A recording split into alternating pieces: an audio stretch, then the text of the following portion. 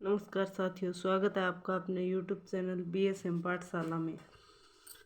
पिछली वीडियो में पढ़ा था राजस्थान की कुछ महिलाएं और आज पढ़ेंगे राजस्थान की कुछ महिलाएं और कुछ प्रमुख व्यक्ति यानी कि पुरुष। तो चलिए शुरू करते हैं। और एक बात और, मैं जब बड़ी वीडियो नहीं डालती हूँ तो शॉर्ट्स डालती हूँ और उसमें आपके लिए बहुत अच्छे पर्सन डालती हूँ, तो आप मेरे शॉर्ट्स वीडियो ज़रूर देखना। और मेरे चैनल को सब्सक्राइब नहीं किया तो सब्सक्राइब करना, ताकि अगर मैं वीडियो या शॉर्ट्स कुछ भी डालूँ वो जल्द से जल्द आप तक पहुँच सके।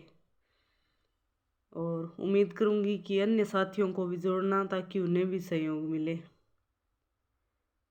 चलिए इसी उम्मीद के साथ शुरू करते हैं। तो देखो, पहला नाम है किशोरी देवी का।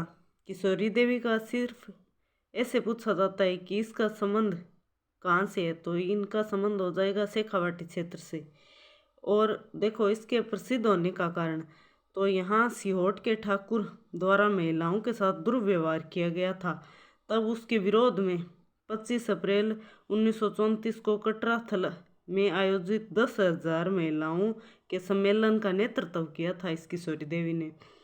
इसलिए ये प्रसिद्ध है और इसका प्रश्न बार बार पूछा जाता है। और आगे ये दुर्गा देवी, इसका मैंने कभी नहीं पढ़ा तो इसे आप छोड़ दो। आगे विद्या भवन भावसर, तो ये बांसवाड़ा की विधवा ब्राह्मण विधवा थी, जो इन्होंने देखो 1936 में बांसवाड़ा के प्रसिद्ध स्वतंत्रता सेनानी धूलजी भाई भावसर से विवाह किया था और विधवा विवाह का आदर्श प्रस्तुत किया था। इसलिए इनका नाम कई बार परीक्षा में पूछा गया है। याद रखना कि विधवा विवाह का आदर्श प्रस्तुत करने वाली महिला कौन सी थी, तो ये हो जाएगी विद्या भवन भावसर। और इन्होंने बांसवाड़ा प्रजामंडल की सहयोगी संस्था महिला मंडल का गठन किया था। और आगे है मणि बहन पांड्या, तो ये मणि बहन पांड्या बागड़ की बाह के नाम से जानी जाती है। और ये बागड़ के गांधी, ये देखो यहाँ दो पर्सन मिल रहे हैं। अगर पूछा जाए कि बागड़ के गांधी कौन है तो भोगीलाल पांड्या हो जाएगा। और उनकी पत्नी को कहा गया है बागड़ की बाह। याद रखना अच्छे से, दोनों पर प्रश्न बनते हैं। और आगे है खेतूबाई, तो खेतूबाई का संबंध पूछा जाता है कि कहाँ से है, तो ये इनका संबंध हो जाएगा दूधवा खारा किसान आंदोलन से। बस ऐसे याद रखना। और ये खेतूबाई मग्गा राम बेद की बहन है। याद रखना, पूछा जा सकता है कि खेतूबाई कौन थी। अगर मग्गा राम की पत्नी दे दिया गया ऑप्शन में तो गलत हो जाएगा, इसलिए याद रखना कि ये मग्गा राम की बहन है। और आगे देखो, आगे ये पहले कुछ पुरुषों के बारे में कर लेते हैं, एक महिला और है वो मैं बाद में बता दूंगी। तो यहाँ आगे जानकी जी लाल भांड, तो इनका संबंध पूछा जाता है या इनके प्रसिद्ध होने का कारण, तो इनका संबंध सीधा हो जाएगा स्वांग से। और इन्होंने बंदर का स्वांग रचा था। ये देखो, बंदर का स्वांग रचने के कारण ये मंकी मैन के रूप में ख्याति अर्जित की थी इन्होंने।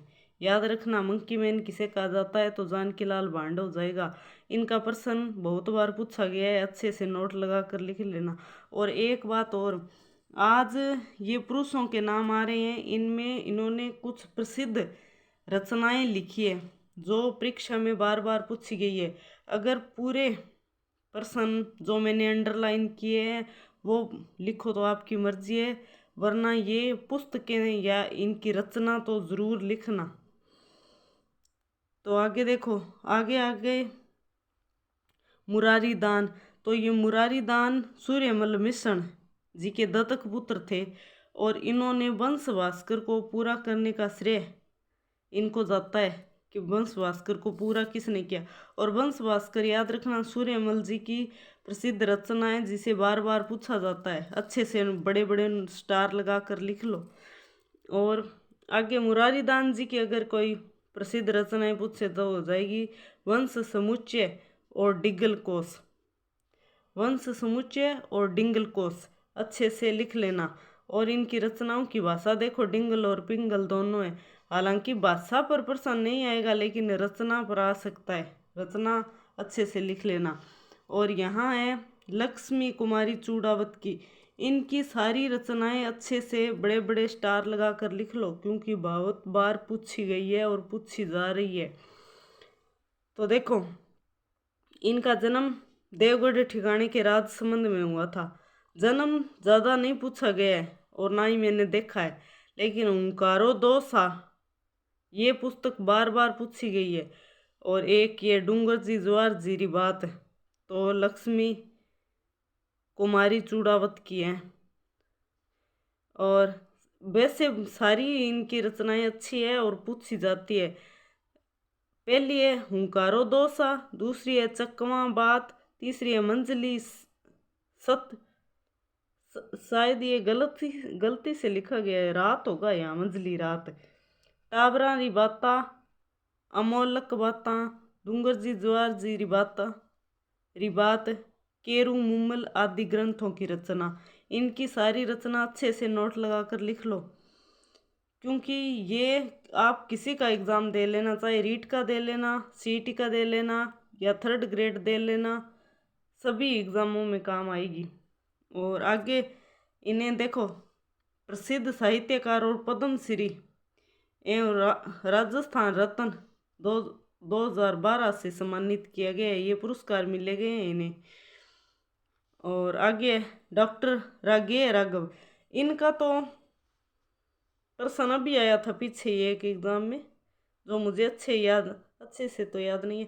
देखो, इनका संबंध पूछा जाता है तो ये बेर भरतपुर के हो जाएंगे। और इनकी रचनाएं ये भी अच्छे से नोट लगा कर लिख लो। कब तक पुकारूं घरौंदा, ये मुर्दों का टिल्ला कई बार पूछा गया है।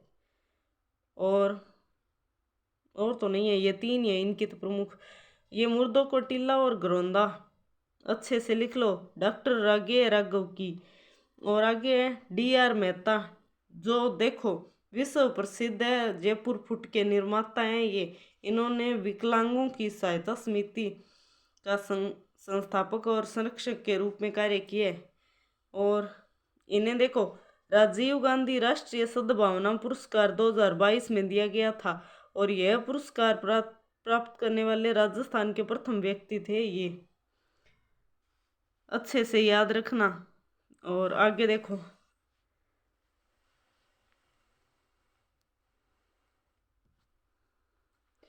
आगे ये मेहंदी हसन के बारे में मैंने कभी नहीं पढ़ा, लेकिन यहाँ देखो ये गोपी कृष्ण भट्ट, इनका बार बार प्रश्न आ रहा है। तो इनका संबंध अगर जिले से पूछा जाए तो जयपुर हो जाएगा। और जयपुर की कौन सी परंपरा से है, तो ये तमाशा के प्रसिद्ध कलाकार हैं। सीधा सीधा पूछा जाता है ऐसे मिलान करने वालों से, प्रश्नों से, कि तमाशा